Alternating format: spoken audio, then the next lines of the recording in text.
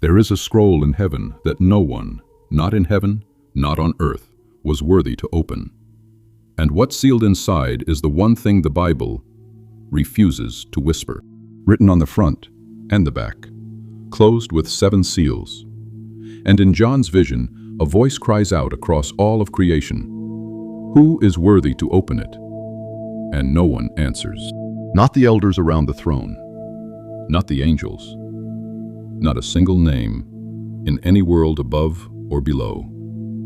The silence stretches, and John feels the weight of it. He says he wept. He wept openly, the text says, like a man at a graveside. Because if the scroll stays sealed, the end never comes, and neither does what's written inside it. The whole story just stops, frozen, with the answer locked, an arm's length from his face. That scroll is the reason we're here. Because the Bible does not whisper about the days before the end, it describes them, plainly, seal by seal. And most of what it describes never makes it into a Sunday sermon. It gets smoothed over, spiritualized, or quietly skipped. The hard edges sanded off, until the warning sounds like a comfort. So I want to walk you through it, exactly as the text says it, including the parts that are usually left out. Keep one image in your mind as we go: the scroll, and the 7 seals down its spine, breaking one at a time. The first seal breaks, and a rider comes out, on a white horse, holding a bow. A crown is given to him, and he rides out, conquering. And to conquer. Now, white horse, crown, victory. Sounds like the good guy. To us, white means purity. But to John's first readers, white was the color of the Roman triumph, the conqueror's parade. White was the color of power that has already won. That's what makes the first one dangerous, because Christ also returns on a white horse. Later, in chapter 19, same color, opposite rider. So the first thing the end unleashes is something that looks like salvation, and isn't. A conqueror you'd be glad to follow, a counterfeit so close to the real thing that telling them apart is the whole test. But once you see what the first rider really is, the next 3 stop looking like history. They start looking like a countdown. The second seal breaks, and out comes a horse, red as fire. The Greek word is pyros, the red of blood, the red of flame. To its rider is given the power to take peace from the earth, so that people would kill one another. Read that again, not so they would die, but so they would kill one another. Not war between nations, slaughter among neighbors. The kind that splits a town, a street, a family. The text is specific. A great sword is handed to him. The third seal, a black horse, and the rider holds a pair of scales, and a voice in the middle of the 4 living creatures says, "A quart of wheat for a day's wage, 3 quarts of barley for a day's wage." In the ancient world, you weighed grain on scales like that, when grain was so scarce it had to be counted out by the ounce. That's famine, priced down to the hour. A full day of work for a single loaf, and nothing left over for your family. But listen to the strange line right after. Do not harm the oil and the wine. The bread runs out, but the luxuries are protected. And in the Roman world, oil and wine were what the rich consumed, while the poor starved. So this isn't only famine, it's famine that spares the wealthy and crushes the poor. Inequality written straight into the judgment. The bread is rationed, the luxury is untouched. Read that twice. The 4th seal opens. And this is the one. The paintings can't soften.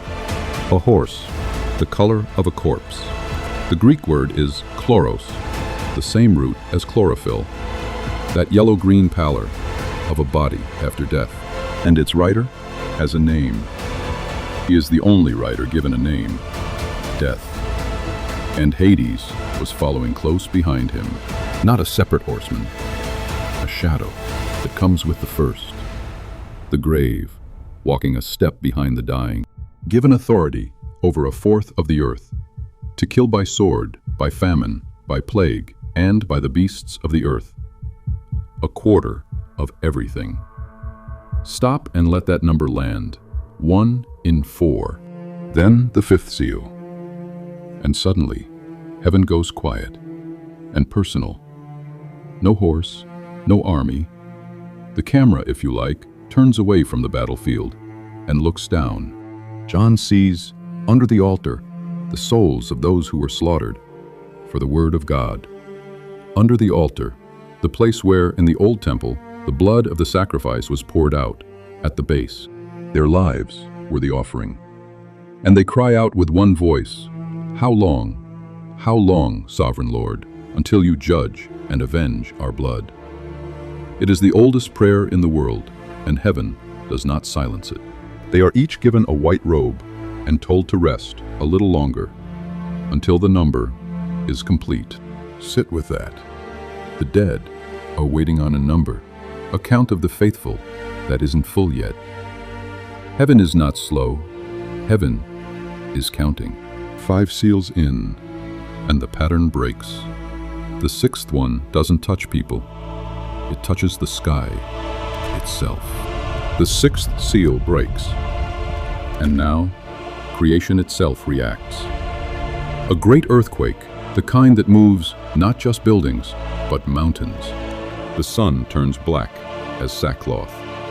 Black as the rough goat hair cloth people wore to mourn. The moon turns to blood, and the stars fall, like figs shaken from a tree in a winter storm. And the sky. The text says the sky was rolled back, like a scroll.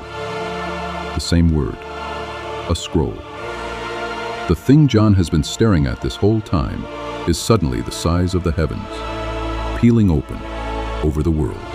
And the kings of the earth, the generals, the rich and the powerful and the slave alike hide in the caves and beg the mountains to fall on them, fall on us and hide us from the face of the one who sits on the throne. Notice what they ask for. Not rescue, annihilation.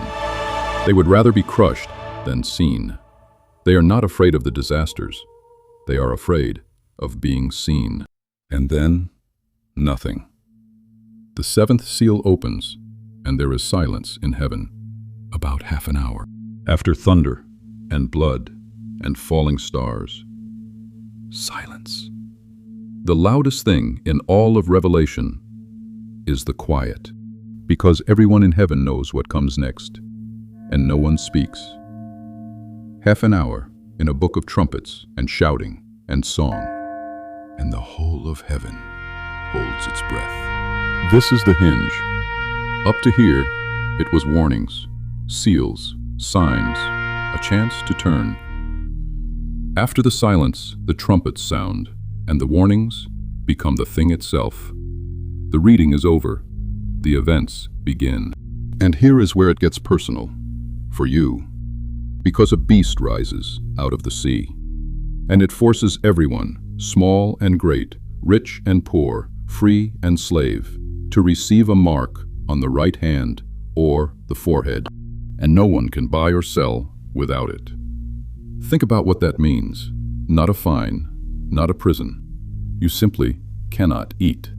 Your bread tied to your allegiance. Worship or starve. And the text dares you to figure it out. Let the one who has understanding calculate the number of the beast, for it is the number of a man. 666. Here is what almost no one tells you. For 2,000 years, people have done the math, and no one is sure they've solved it. The oldest strong guess points at the Emperor Nero. Spell Nero Caesar in Hebrew letters.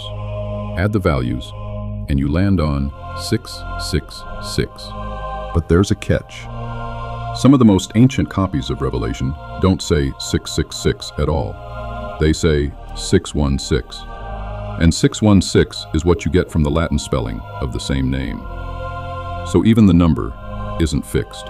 Generation after generation has pinned it on their own tyrant, and every generation has been sure. And the book just keeps the door open. The point may never have been a name. The point may be a warning that the system will always come back, wearing a new face. But the book doesn't wait for an answer. God sends two witnesses who prophesy in sackcloth for 1,260 days. Who are they? The text won't quite say. Some read them as Moses and Elijah returned. One called down fire, one shut the sky, and these two do both. Some read them as the whole witnessing church standing against the world. The book leaves it open on purpose, but it is specific about their end. When they are finally killed, their bodies lie in the street of the great city, left unburied, on display for all to see, and the whole world throws a party. People send each other gifts the way you do at a holiday, because these two prophets had tormented them with the truth. 3.5 days, the bodies lie there, while the world celebrates being free of them. Then the breath of God enters them, and they stand back up, and the celebration turns to terror in a single heartbeat. Now, woven through all of it, not after, but underneath, the book pulls back the curtain and shows you who's really behind it.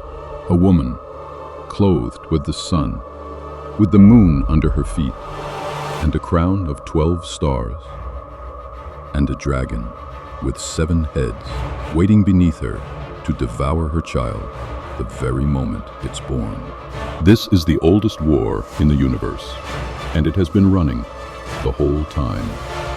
Just behind the sky, war breaks out in heaven, and the dragon is thrown down to the earth.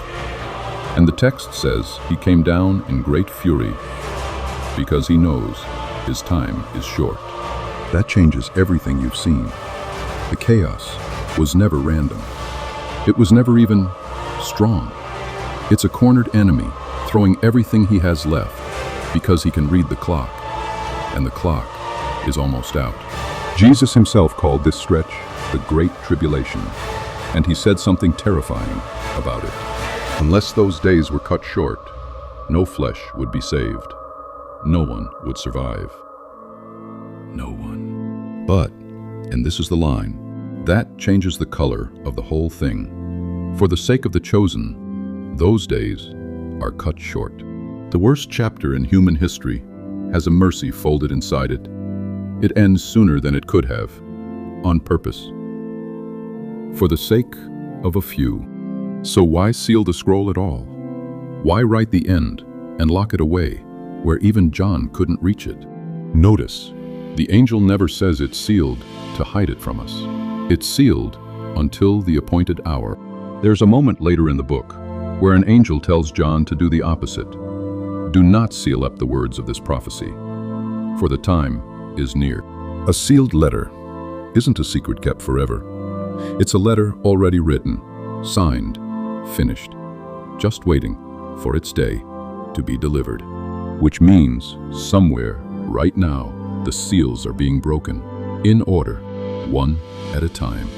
So here is the question the book leaves you holding. The scroll in John's vision had 7 seals. 6 of them break things in the sky. Wars, famines, falling stars, appealing heaven. But the last one, the 7th, only opens into silence, into a space where a human being finally has to stop and listen. So as you watch this, were you reading the scroll? Or is the scroll quietly reading you?